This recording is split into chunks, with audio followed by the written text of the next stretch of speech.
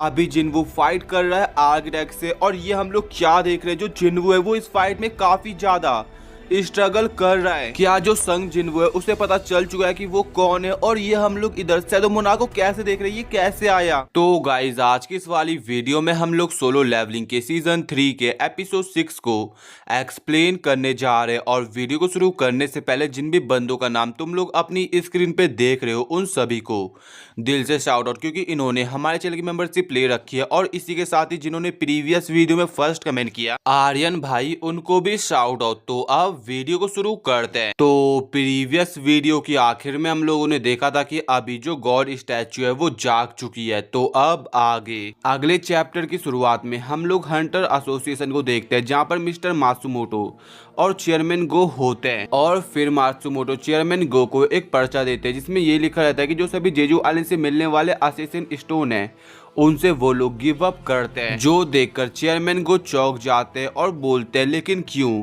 तो मात्सुमोटो जवाब देते हैं क्योंकि इसके रिटर्न में हम लोग संग जिन्वू को हायर करना चाहते हैं। लेकिन फिर चेयरमैन गो हंसते हुए उसे जवाब देते हैं, मेरे को माफ करना आपको डिसअपॉइंट करने के लिए, लेकिन जो संग जिन्वू है वो हंटर एसोसिएशन के साथ नहीं जुड़ा हुआ है। और मात्सुमोटो फिर उन्हें जवाब देते हैं, मैं इस बात से अवेयर हूँ, लेकिन बिना आपके और हंटर एसोसिएशन की हेल्प के हम लोग उससे कांटेक्ट नहीं कर सकते। और मैं आपको ये नहीं कह रहा कि आप मेरी बातों को उसके पास पहुंचाओ। जो मैं आपसे मांग रहा हूँ वो यह है कि हमें बस एक मौका चाहिए उसके साथ नेगोशिएट करने का। और अभी जो मिस्टर गो होता है वो मात्सुमोटो के कॉन्ट्रैक्ट को देखते हैं और उन्हें ऐसा लगता है कि ये कॉन्ट्रैक्ट संग जिन्वू के लिए काफी सही है। लेकिन फिर वो उस कॉन्ट्रैक्ट को टेबल पे रखते हैं और उन्हें कहते हैं कि मैं इस मैटर को बिना इंटरप्रेस के डिस्कस करना चाहता हूँ। जो सुनकर मात्सुमोटो चौंक जाते हैं और बोलते हैं, मिस्टर गो क्या आपको जापानीज आती है। तो मिस्टर गो जवाब देते हैं, हाँ, क्योंकि जो मेरे फादर थे वो जापान में एक स्मॉल बिजनेस को रन करते थे जब मैं यंग था। और जैसे सभी इंटरप्टर गेट के बाहर जाते तभी मिस्टर गो उन्हें कहते हैं, चेयरमैन मात्सुमोटो अगर ये आपके घटिया चालों में से एक है तो मैं सजेस्ट करूंगा कि इसे अभी रोक दो। और फिर मात्सुमोटो बोलते हैं, ये आपके कहने का क्या मतलब है। तो चेयरमैन गो बोलते हैं, मैंने रूमर सुने कि जो ब्लेड गिल है उन्होंने आपके साथ अपने रिश्ते को कट ऑफ कर दिया है। जो सुनकर ना मात्सुमोटो चौंक जाते हैं और चिल्लाते हुए कहते हैं, आप ये बात कैसे जानते हो। तो मिस्टर गो जवाब देते हैं, क्या ये ऑब्वियस ही बात नहीं है। मैं तुम्हें एक और चीज बताता हूँ, जो ब्लेड गिल है उसे जो जापानीज हंटर एसोसिएशन से फंडिंग मिलती थी वो भी रिजेक्ट हो गई है और अभी वो लोग केवल गवर्नमेंट सब्सिडी से ही काम चला रहे हैं। और तुम लोग ऐसा समझ सकते हो कि जापान के अंदर जो गोटो रियोजी था वो काफी मेन रोल प्ले करता था, और उसके चले जाने के बाद जो अब गिल्ड है वो पावर्स के मामले में काफी ज्यादा स्ट्रगल कर रही है। और मिस्टर गो मात्सुमोटो को ये भी मेंशन करते हैं कि अगर जो गेट है वो प्रॉपरली ब्लॉक नहीं हुआ तो जो सारी रिस्पॉन्सिबिलिटी होगी वो आपके ऊपर आ जाएगी चेयरमैन मात्सुमोटो। और ये सुनकर ना वो और ज्यादा डरे हुए होते हैं। इसके साथ ही जो मिस्टर गो होते हैं ना वो अपनी जेब से कैमरा निकालते और बोलते हैं कि आपका क्लियर इंटेंशन यही था कि जो गोटो है वो जापान को रिप्रेजेंट करे, लेकिन उसकी डेथ से ब्लेड गिल का डाउनफॉल आ गया और जो मिसमैनेजमेंट और कॉन्फ्लिक्ट चल रहे जापान के बीच एंड जो सैक्रिफाइसेस हुए वो सभी आपकी घटिया चालों का एक हिस्सा था। और ये सब चीजें अब आपके शोल्डर्स पे जिम्मेदारी आपके शोल्डर्स पे आने वाली है। और अभी चेयरमैन मात्सुमोटो यही सोच रहे होते हैं कि भाई वो बोले तो बोले क्या, लेकिन मिस्टर गो से बोलता है कि जो ये कैमरा है वो आपके रिसीवर से कनेक्टेड है जो कि बिलोंग करता है गोटो की टीम से, और आपको क्या लगा कि मेरे को ये सब पता नहीं चलेगा। और वो अपनी फिर पावर्स को रिलीज करते हैं और जो कैमरा होता है ना उसे ही ब्रेक कर देते हैं। लेकिन मिस्टर गो उसे ये चीज एश्योर करते कि वो इतने कोल्ड हार्टेड नहीं है और इसीलिए वो ये काम नहीं करेंगे। बट वो अभी पूरे एशिया को खतरे में नहीं डालना चाहते, वो भी एक बंदे के चक्कर में। इसके बाद फाइनली हम लोग देखते हैं संग जिन्वू को जो कि एक स्टैचू को ब्रेक करता है और उसके पीछे काफी सारे और स्टैचूज आ जाते हैं। और इसी दौरान बंदा गॉड स्टैचू को भी देखता है जिसने उस पर अपना टारगेट सेट कर दिया। और ये देखकर बंदा समझ जाता है कि अभी काफी देर हो चुकी है और वो उसके हमले को डॉज नहीं कर सकता। लेकिन बंदा कमांडर टच स्किल का यूज करता है और जितने भी उसके सामने स्टैचूज होते हैं वो उन सभी को एक साथ हवा में उड़ा देता है। और जैसे गॉड स्टैचू जिन्वू पर हमला करता है अपनी बीम से तभी वो हमला उन स्टैचूज पर जाके लगता है। इसी के साथ ही जो बंदे की कमांडर टच स्किल होती है वो अपने फाइनल फॉर्म में अपग्रेड हो चुकी है जिसका नाम है द कमांडर अथॉरिटी। और अब सक्सेसफुली जिन्वू ने उस बीम को डॉज कर दिया है और वो अपने मन में सोचता है ये काफी क्लोज था और अगर मेरे पर एक सिंगल हिट भी लगता तो मैं इस हमले को सरवाइव नहीं कर पाता अपने करंट लेवल में। इसके बाद अब जिन्वू सबसे पहले गॉड स्टैचू को मारने का प्लान बनाता है और फिर वो उसकी तरफ तेजी से आगे बढ़ता है, लेकिन गॉड स्टैचू जिन्वू को अपने पैरों से दबाने की कोशिश करता है और जिस जगह उसने अपना हमला किया है ना उसका इम्पैक्ट काफी ज्यादा होता है। लेकिन जिन्वू ने गॉड स्टैचू के हमले को डॉज कर दिया था और फिर वो तेजी से उसकी तरफ आगे बढ़ता है। बट दूसरी तरफ जो गॉड स्टैचू होती है वो अपनी बीम से उस पर हमला करती है और अभी जिन्वू अपनी स्पीड के साथ कमांडर अथॉरिटी स्किल को कॉम्बाइन करता है और सक्सेसफुली उसके शोल्डर्स पर चले जाता है, जिससे वो गॉड स्टैचू की बीम को डॉज कर पाता है। और बीम खत्म हो जाने के बाद गॉड स्टैचू देखता है कि जो जिन्वू है वो उसके शोल्डर्स पर बैठा हुआ है और उसके पास 2 डैगर है। एंड देन वो अपनी म्यूटिलेशन स्किल का यूज करके उसे काटने की कोशिश करता है, लेकिन वो उसे स्क्रैच से ज्यादा कुछ दे नहीं पाता। जो देखकर जिन्वू सोचता है अगर मैं इसे काट नहीं पाया तो क्या हुआ, मैं अपनी फोर्स का यूज करूंगा और जहाँ उसके दरार आ रखा है मैं उधर एम करूंगा। और फिर बंदा गॉड स्टैचू के उस जगह आ जाता है जिधर उसके दरार हो रखा था। एंड देन उस जगह एक जोरदार ब्लो दे मार के गॉड स्टैचू का मुंह तोड़ देता है। और जिन्वू के ऐसे अटैक देखकर ना आगे बोलता है, मैंने कभी सोच नहीं था कि तुम इस तरह के अटैक भी मेरी मार्वेलियस क्रिएशन के अगेंस्ट करोगे। और दूसरी तरफ हम लोग संग जिन्वू को देखते हैं जो कि गॉड स्टैचू के मुंह पे 2-3 ब्लोज और मारता है और उसे नीचे जमीन पे पटक देता है, गिरा देता है। इसके बाद अब जिन्वू के आसपास नॉर्मल स्टैचूज होता है, बट बंदा अपनी कमांडर अथॉरिटी स्किल का यूज करता है और जितने भी उसके आसपास स्टैचूज थे ना वो उन सभी को वाइप आउट कर देता है। और फाइनली जिन्वू के आसपास जितने भी स्टैचू थे उसने उन सभी को वाइप कर दिया। और जो आर्किटेक्ट होता है वो जिन्वू के ताली बजाता है, लेकिन जिन्वू उसे कहता है अब तुम्हारी बारी है अपना प्रॉमिस निभाने की। और आर्किटेक्ट उसे बोलता है तुम्हारा टेस्ट अभी खत्म नहीं हुआ, क्या तुम देख नहीं सकते मैं यहाँ पर अभी तक जिंदा हूँ। और फिर अचानक से बंदे के सामने एक अर्जेंट क्वेस्ट अपीयर हो जाता है और फिर आर्किटेक्ट बड़े चौड़ में उसे बोलता है कि मैं तुम्हारा फाइनल टेस्ट हूँ। और बंदे के सामने जो क्वेस्ट आया था ना उसमें ये लिखा हुआ होता है कि अगर उसने अपने एनिमी को 10 मिनट के अंदर नहीं हराया तो जो उसकी दिल की धड़कन है वो रुक जाएगी और वो मारा जाएगा। और आर्किटेक्ट जिन्वू को बोलता है कि मैं इस सिस्टम का आर्किटेक्ट हूँ और क्या तुम सेटिस्फाई हो मेरे आंसर से। उसके बाद सीन चेंज होता है और हम लोग देखते हैं मिस्टर वू को जो कि उस जगह आ चुके हैं जिस जगह डबल डंजन अपीयर हो रखा था और उन्हें शॉर्ट नोटिस में बड़ी मुश्किल से 7 हंटर्स को ही गैदर कर पाए। और जैसे ही वो डंजन के अंदर आगे बढ़ते जाने के लिए तभी उन्हें एक भयानक ऑरा फील होता है। और अभी ना मिस्टर वो काफी डर जाते हैं और बोलते हैं I feel a terrifying storm of माना। और अभी मिस्टर वो अपने कदम पीछे लेते हैं और अपने सारे जो बोलते हैं कि क्या कोई आसपास मेजर गिल्ड से स्टैंड बाय में, तो उनके साथ ही जवाब देते हैं हाँ हंटर्स गिल्ड है। और अब वो लोग मिस्टर जोंग और चाहे इनकी हेल्प लेने वाले हैं। इसके बाद सीन चेंज होता है और हम लोग देखते हैं आर्किटेक्ट को जो कि लाइट की स्पीड से जिन्वू के करीब आता है और उसके पेट पे एक जोरदार ब्लो दे मारता है। लेकिन आर्किटेक्ट इतने में नहीं रुकता, वो जिन्वू को दूर कहीं ले जाता है और फिर दीवार पे पटक देता है। और अभी जिन्वू की हालत काफी खराब होती है, वो काफी ज्यादा स्ट्रगल कर रहा होता है। फिर जिन्वू सेंस करता है कि उस पर एक और ब्लो आने वाला है, बट बंदा समहाउ इस हमले को डॉज करता है और जैसे ही वो उससे दूरी बनाता है ना तो आर्किटेक्ट उसके पास आता है और लगातार उस पे मल्टीपल ब्लोज दे रहा होता है। लेकिन इस बार जिन्वू उसके सारे हमले को ब्लॉक करता है, इवन उसके मुंह पे एक जोरदार ब्लो दे मारता है जिससे आर्किटेक्ट उससे दूरी बना लेता है। इसके बाद आर्किटेक्ट जिन्वू को बोलता है कौन जानता था कि एक ह्यूमन बीइंग के साथ फाइट करने में इतना मजा आएगा और ऐसा मेरी लाइफ में कभी नहीं हुआ। क्या मैं अभी ऐसा सोच सकता हूँ कि एक ह्यूमन मेरा वर्दी अपोनेंट है? ये कितना मजेदार है। बट इस चीज को देखकर जिन्वू अपने मन में सोचता है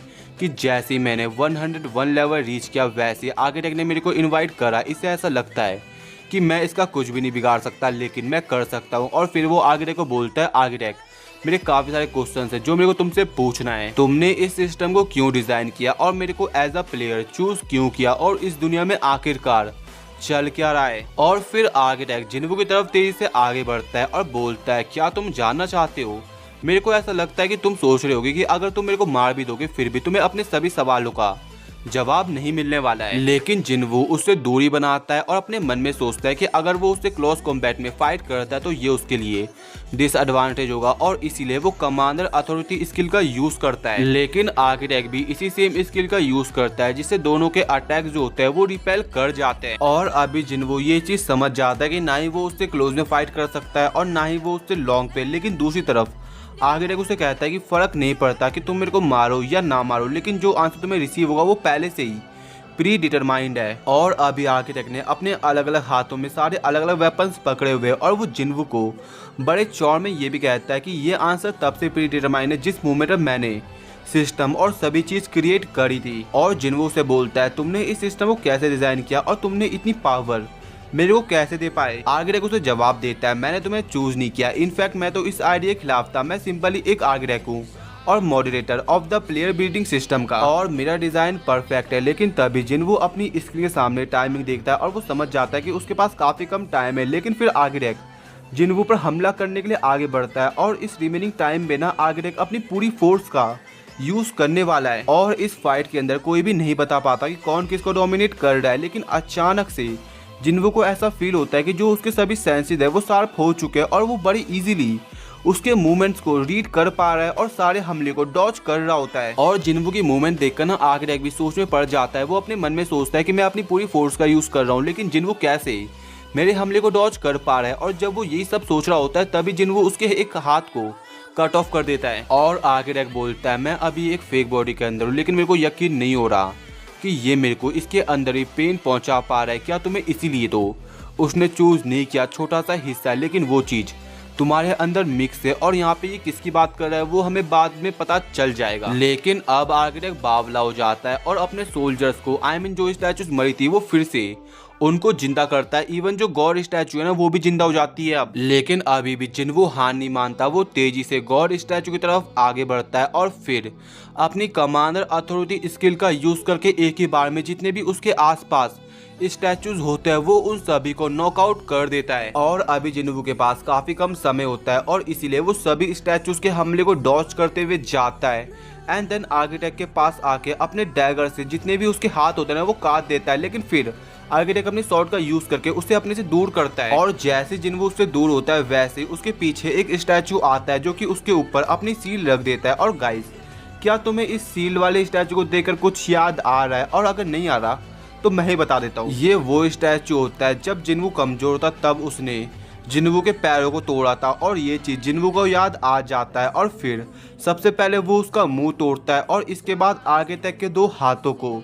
एंड देन वहाँ पे फिर एक एक्सप्लोजन होता है और लास्ट में हम लोग देखते हैं कि जिन्वू ने अपनी शॉट को आगे तक पे पॉइंट कर रखा है।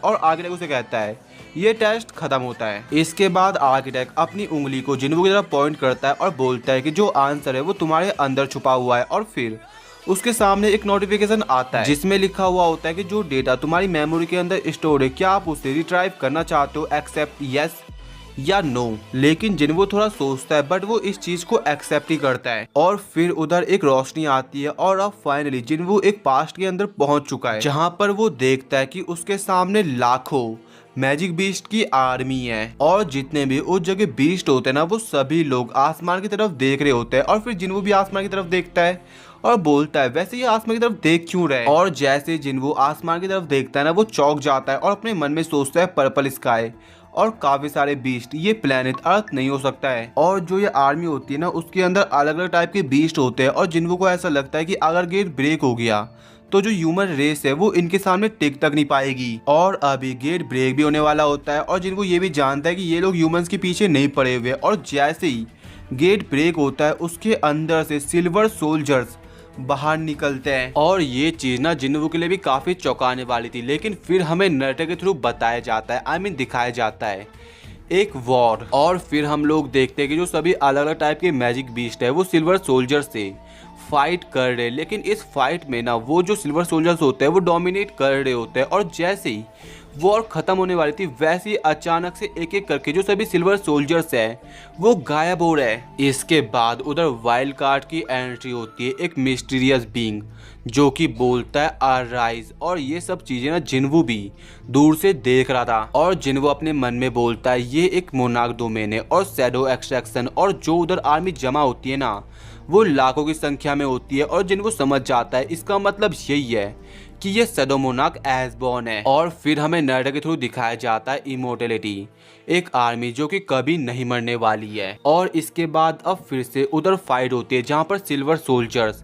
एसबॉर्न के सोल्जर से फाइट कर रहे थे, लेकिन इस बार जो एसबॉर्न की आर्मी होती है ना वो इजीली सिल्वर सोल्जर्स को डोमिनेट कर रही होती है। और इसी दौरान हम लोग एसबॉर्न की फाइट को भी देखते हैं और इसके बाद आखिर में एसबॉर्न सभी सिल्वर सोल्जर्स को हरा के वहां से निकल जाता है। और तुम लोग ऐसा कह सकते हो कि एसबॉर्न की एनर्जी ने पूरे बैटलफील्ड का रुख ही चेंज कर दिया। और इसके बाद सीन चेंज होता है और हम लोग देखते हैं डबल डंजन गेट का सीन जहाँ पे सभी एस रैंक हंटर्स और ए रैंक हंटर्स आ रखे होते हैं। और अब फाइनली वो समय आता है जब वो लोग गेट का दरवाजा खोलते हैं और वो सभी लोग कुछ ऐसा देखते हैं जिसको देखकर वो चौंक जाते हैं, बिकॉज उधर काफी सारे जो स्टैचूज थे वो हारे पड़े होते हैं। और फिर सामने से उन्हें आवाज आती है, मेरे को तो याद नहीं है कि मैंने और किसी ह्यूमंस को इधर इनवाइट किया होगा। और ये जो बात थी ना वो कही होती है आर्किटेक्ट ने। और एक बोलने वाले बीस्ट को देखकर ना जो वहाँ पे दूसरे लोग होते हैं वो काफी चौंक जाते हैं। और फिर आर्किटेक्ट उन्हें बोलता है, साइलेंस, तुम्हारी हिम्मत कैसे हुई किंग को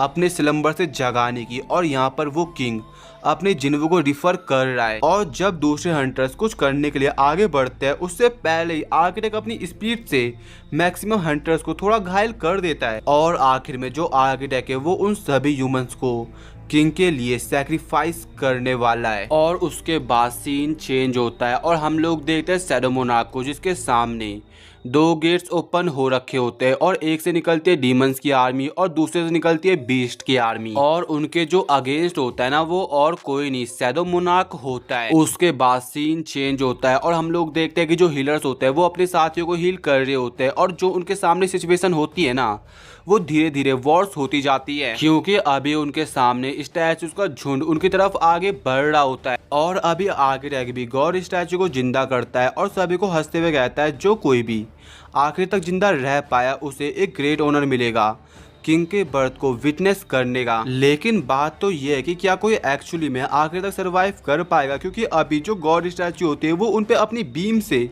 हमला करती है। और ये चीज अपना जोंग नोटिस कर लेता है और सभी को सावधान होने को बोलता है। और फिर सभी लोग समहाउ इस हमले को डॉज कर पाते हैं। और जोंग भी अभी अपनी फायर पावर का यूज करके उसके मुंह को जो स्टैचू का सिर होता है उसे जला के रख देता है। एंड फिर सभी लोग इस मौके का फायदा उठाते हैं और हम लोग मिस्टर वू को देखते हैं जो कि एक स्टैचू पे एक जोरदार ब्लो दे मारते हैं। लेकिन अगली पल वो देखते कि उस स्टैचू को कुछ हुआ ही नहीं है। और तभी साइड से ना जिस स्टैचू पे मिस्टर वू होता है उस पर कोई अटैक कर देता है और ये काम होता है जोंग का। और वो चिल्लाते हुए मिस्टर वू को बोलते हैं कि इन स्टैचूज का फिजिकल अटैक्स में हाई रेजिस्टेंस है तो सावधान रहो। लेकिन अगली पल जोंग देखते हैं कि जिस स्टैचू पर उन्होंने फायर अटैक किया था उस स्टैचू को कुछ होता ही नहीं है। और वो समझ जाते हैं कि इनका मैजिक पे भी काफी हाई रेजिस्टेंस है। इसके बाद हम लोग देखते हैं दूसरे हंटर्स को जिनके जो अटैक्स होते हैं ना वो उन क्रिएचर्स पे स्टैचूज पर कुछ भी काम नहीं कर रहे होते। और जोंग भी अपने मन में सोचते डैम इट,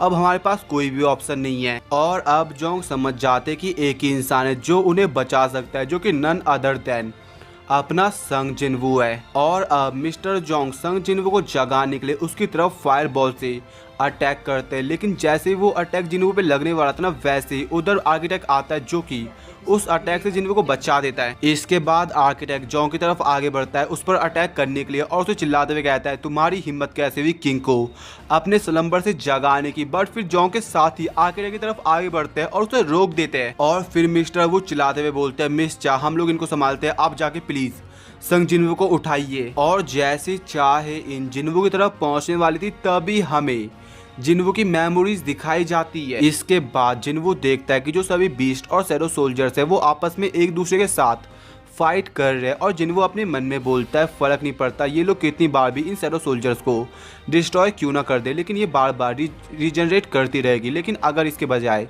ये सोल्जर्स मेरे होते तो मेरा कब का माना खत्म हो जाता। लेकिन अभी जिन्वू को ये चीज समझ नहीं आती कि जो मैजिक बीस्ट और शैडो सोल्जर्स है वो आपस में एक दूसरे के साथ फाइट क्यों कर रहे हैं। लेकिन बंदा फिर एक कंक्लूजन में आता है कि शायद इनके बीच कोई इंटरनल कॉन्फ्लिक्ट हुई होगी। और फिर जिन्वू देखता है डीमन किंग बेरान को जिसके पास शैडो मोनार्क आ रहे होते हैं। और फिर जो शैडो मोनार्क होता है वो बेरान को बोलते हैं कि आज हमारे पास चांस था इस वॉर को खत्म करने का, लेकिन तुमने मेरे को बिट्रे क्यों किया। बट जो बेरान होता है ना वो इस बात का जवाब नहीं देता, उल्टा वो उसे ये कहता है कि मैं चाहूँ तो तुम्हें अभी खत्म कर सकता हूँ। और फिर शैडो मोनार्क बोलते हैं, मैंने तुमसे एक सवाल पूछा है, तुमने मेरे को बिट्रे क्यों किया। बट जो बेरान होता है ना वो कुछ जवाब नहीं देता और ये देखकर शैडो मोनार्क को आ जाता है गुस्सा। वो उसका गला पकड़ता है एंड देन आखिर में वो उसे स्टेप कर देता है। और फिर हम लोग देखते हैं जिन्वू को, जो कि बेरान की आंखों को देखकर अपने मन में सोचता है ये आंखें तो मैंने कहीं देखी है। और फिर वो बेरान को छोड़ देता है। और अभी बंदे को याद आता है ये तो डीमन किंग बेरान है, लेकिन यहाँ पे कर क्या रहा है। और फिर वो अपने हाथों को नोटिस करता है जो कि पूरे चेंज हो गए थे और अभी देख के ऐसा लग रहा होता है कि जिन्वू शैडो मोनार्क बन गया है। इसके बाद जिन्वू अपने हार्ट की तरफ देखता है और हमें दिखाया जाता है कि जिन्वू के पास इस मोमेंट पर 2 हार्ट होते हैं। और आखिर में जिन्वू पीछे की तरफ देखता है और नोटिस करता है कि उधर अभी सिल्वर सोल्जर्स भी आ चुके हैं। और इसी के साथ ही जो डेटा होता है ना वो खत्म हो जाता है एंड अपना एपिसोड भी। और गाइज अगर तुम्हें आज की वाली वीडियो पसंद आई हो तो वीडियो को लाइक, चैनल को सब्सक्राइब और इस वाली वीडियो को अपने दोस्तों के साथ शेयर कर देना। तो अब मिलते हैं नेक्स्ट वीडियो में।